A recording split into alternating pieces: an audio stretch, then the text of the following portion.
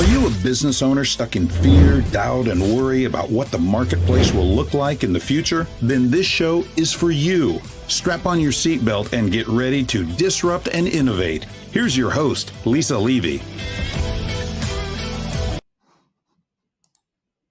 Today we have a legendary guest who has spent over 50 years helping everyday Americans tap into billions of dollars in government funding, the one and only Matthew Lesko.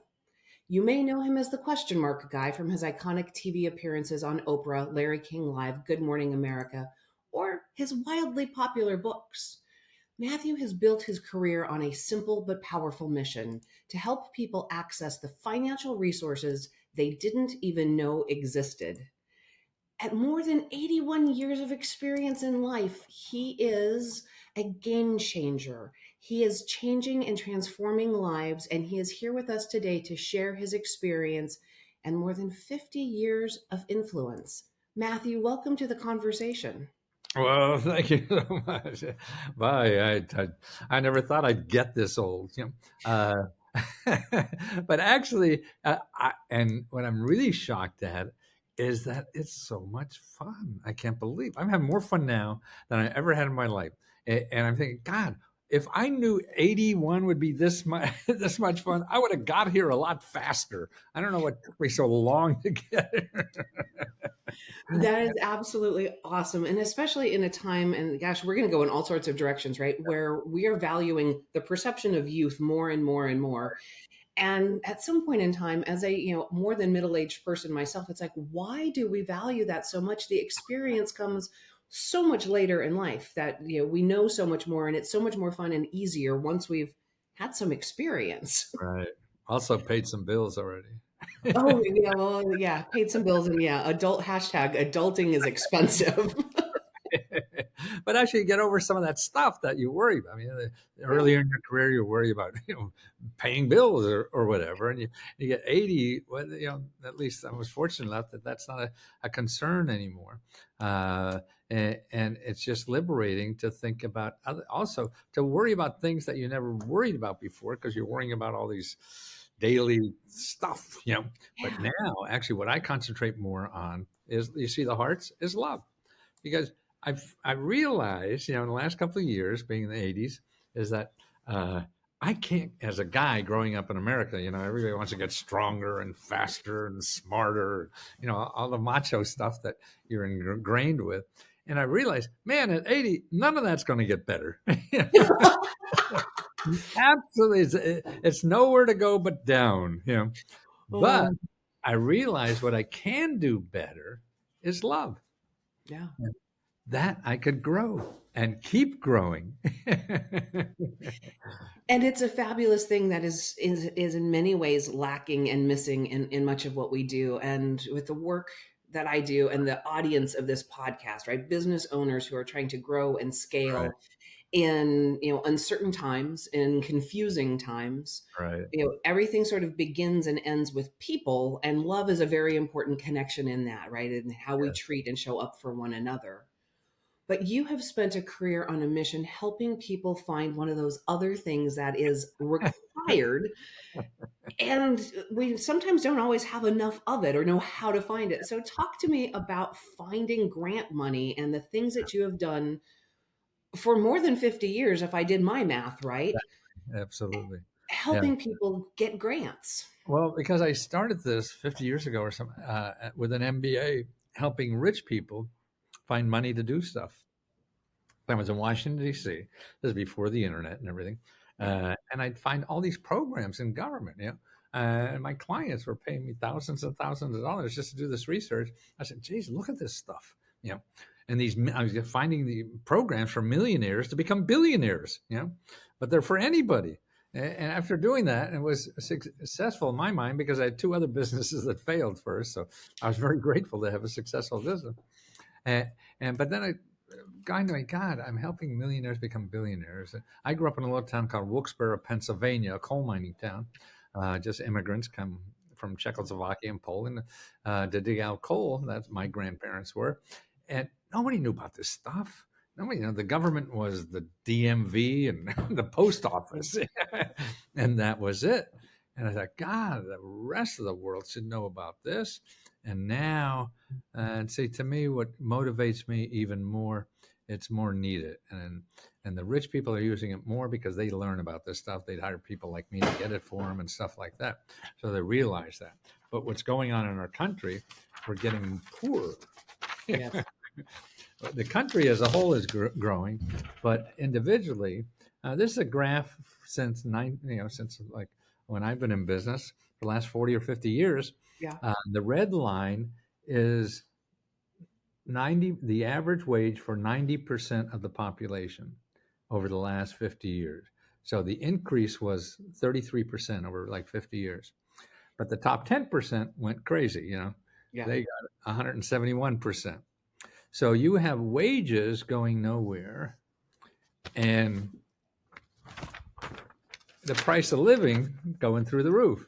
Yes. So this in the same period of time went up 300% when wages only went up 30%.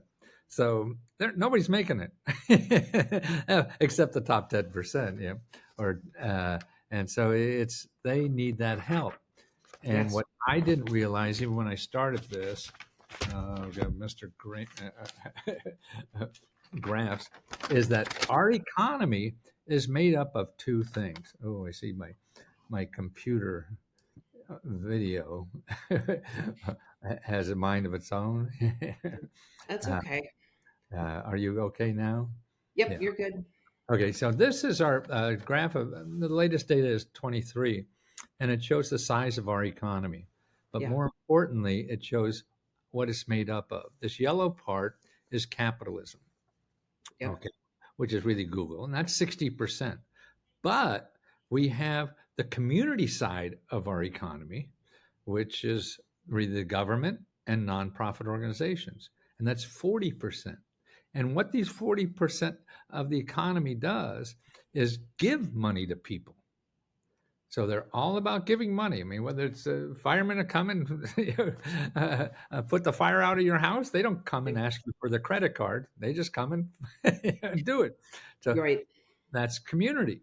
So 40% of everything is community. And I think because we're capitalists so involved, we like to ignore that this is really there, or that doesn't make a capitalist feel good or something. I don't know. But anyway, we have that. And I'm trying to teach people how to use this, particularly if they don't have money. If you have money, okay, this is capitalism, that's Google. But Google is all about capitalism, and Yeah. people are going to Google to try to solve their problems. And they can't get them solved there unless they have money. You have to solve them with this portion.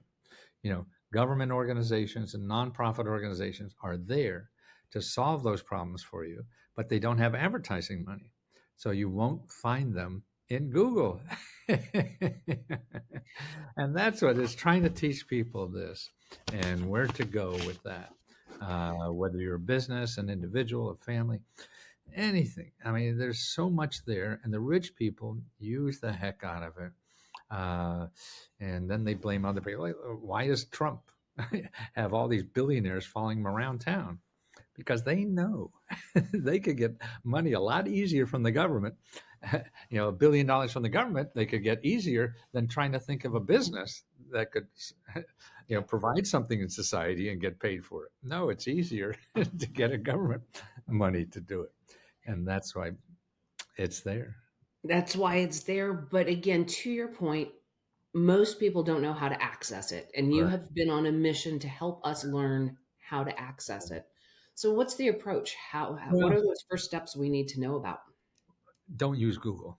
I mean, that's for you can't unless you have money. It's like like a drunk going into a bar and say, "Yeah, I'm not going to drink."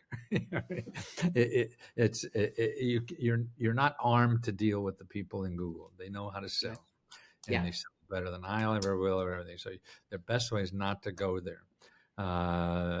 And the other thing is people don't realize what you have to do now in this economy is using the phone. There's too much information and too complicated out there that you have to talk to people to figure out exactly where things are and if they're right for you.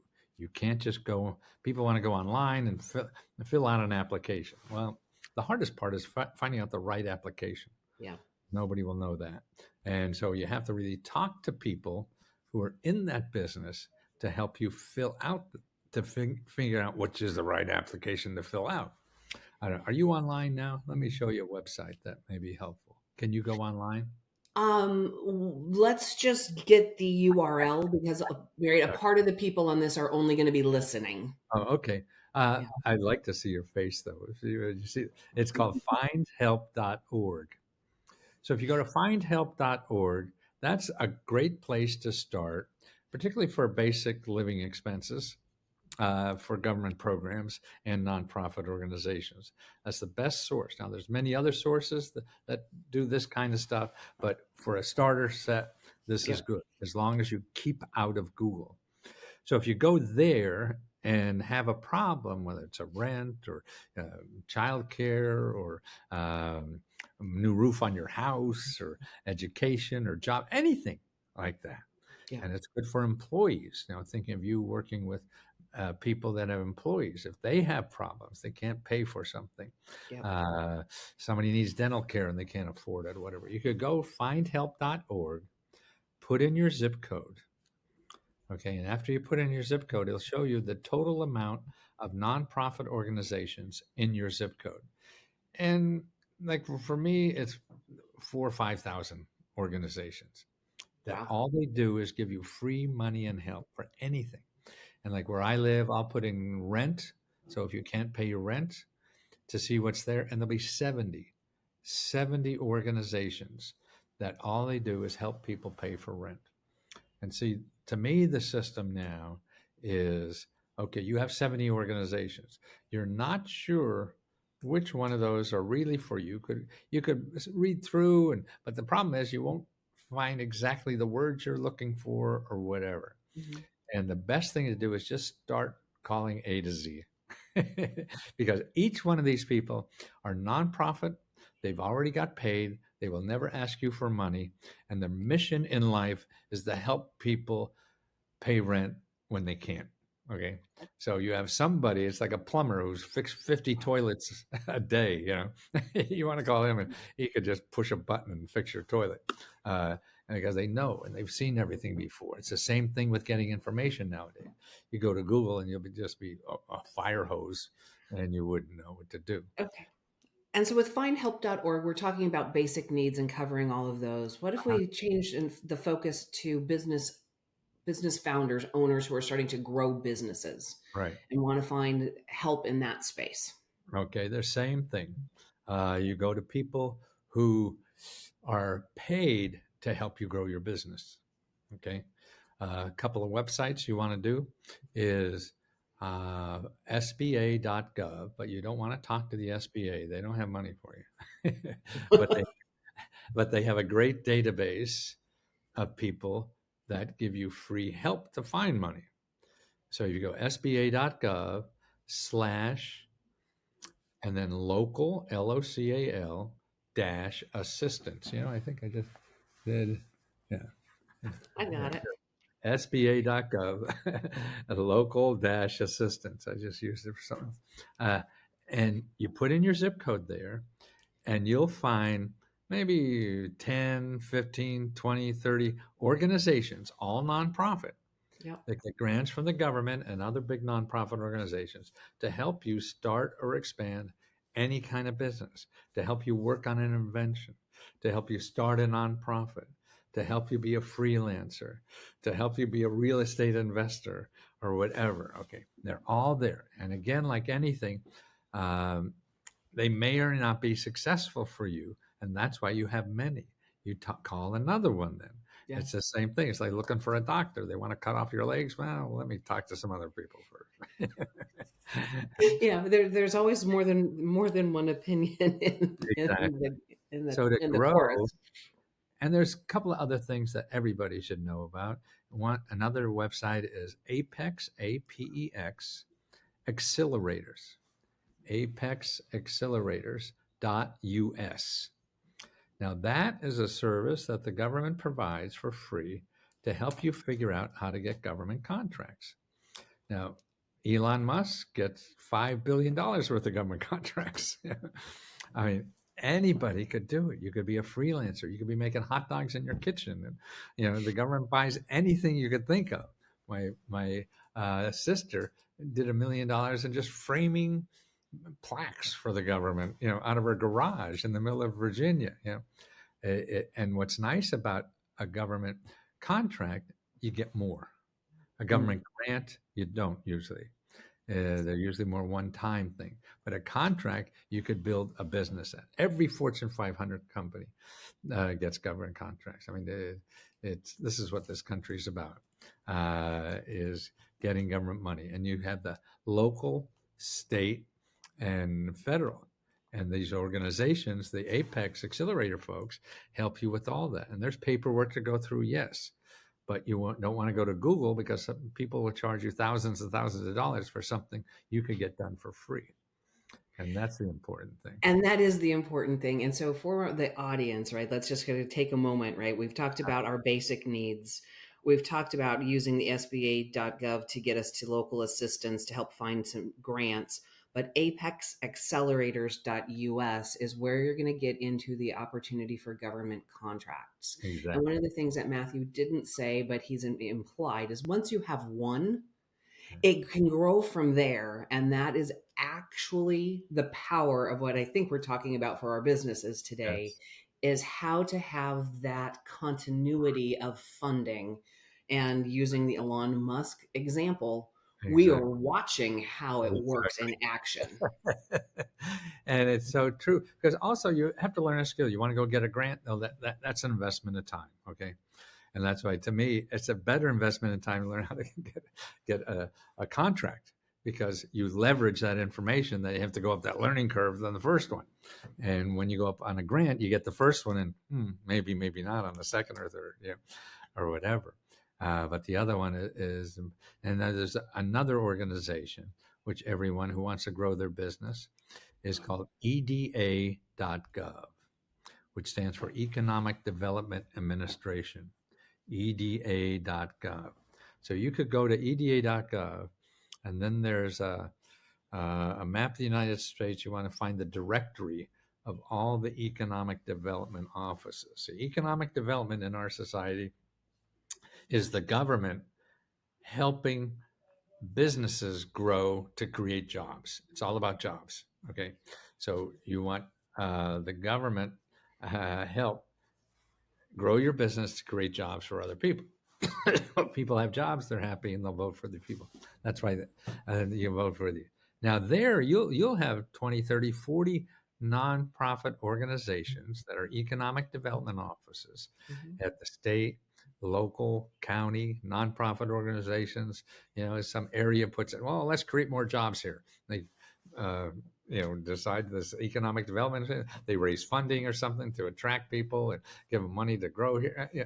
And so that's what their job is, to help you grow. Yeah. See, so now you're finding the people who are getting on somebody else's payroll to help you grow, not trying to hire people yourself. Yeah, Well, and that's the power of other people's money. right, exactly. Yeah, So I'm curious as we're talking about this, because these are well established, right? This is the power of the government engine to feed that 40% of community. right, These have been grown and developed over time. right. And we are at a precipice right now where we have Elon Musk saying government is too big, Yeah, right? And all these. How do you think that our current administration and the mindset is going to impact these programs that have fed those who are saying that they might be too big? it won't affect it at all. You will think it will be, because these guys are so much great promoters. Yeah. Like all the things they want to do, like the first one, a couple last week they had one. Oh, all the grants are gone.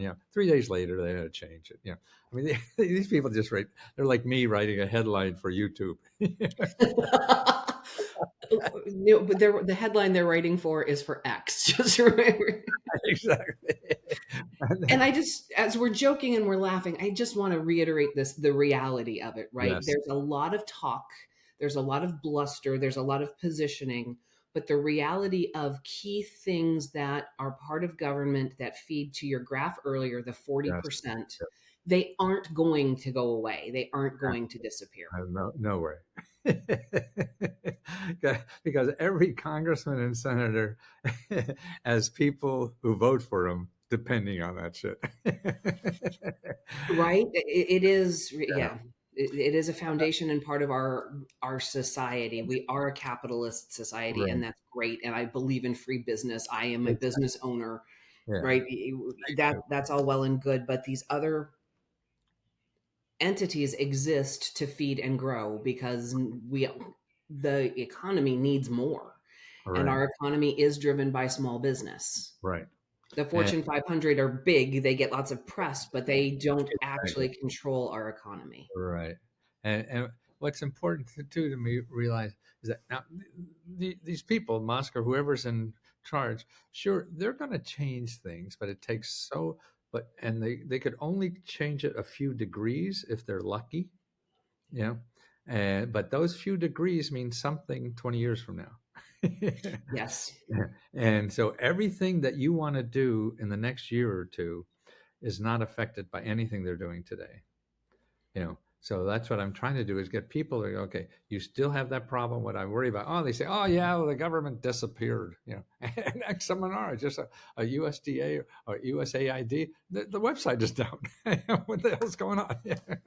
So there'll be crazy things. So people, then all the government is gone, and that's silly. So now if you have a problem you want to solve, you want to grow your business, you have financial problems or whatever, all the help that was there last month is there today and will be there at least for 2 years. So you have to go on with that mission, whatever you have, and sort of ignore the circus that's going on, and that's hard to do because we all like to be entertained. Fabulous points. And Matthew, thank you for taking us through the experience and the knowledge on starting with fundamentally how to take care of basic needs if people are struggling and having problems, and how that builds and grows into Mhm. individuals who are building and growing businesses, and all of the tools that are out there to support that growth, and many of them coming in the form of, well, whether they're grants, right, with no Right, payback, or government contracts, which right. if you handle them well will fuel the growth of your business potentially exponentially, because government contracts, they want more is always better, bigger, Absolutely. bigger, bigger. And I appreciate that conversation and the perspective that, as a person who has spent a career inside of DC and understands the moods and the time and energy it takes for change to actually happen, to say, hey, what's happening right now is partly a circus, right? There's entertainment to be had, but business will continue. And we are, as a society, our government is designed with 40% of what we have available to the community to Right. serve people in need and businesses that are growing. And that is something that enough business owners don't probably understand. And I am so appreciative of you sharing your Well, perspective with us thank today. you so much. And audience out there, I guess I'm getting one step ahead of myself. Matthew, if they want to learn more about you and how to find out more, I will put all of the links to what you've shared. But how do Wonderful. they find out more about you and what you're doing? Uh, I have something called leskohelp.com, which is a community. And I never thought this would happen. I started about 2, 3 years ago, just sort of to create income so I could pay my rent. And it just grew by itself as a community. And we're 15,000 people now help each other get grants. So it's people helping people. And I'm sort of being redundant. I'm just the trained seal out in the Well, front door. I think you're being celebrated. I think that there's an impact that you've made over your journey with a very specific Uh, mission. And uh, I, again, appreciate you sharing it with this audience and this community. And audience members, you know the rules. Don't get left behind. Join me next time. That's it for today's episode of Disrupt and Innovate. Head over to iTunes and subscribe to the show.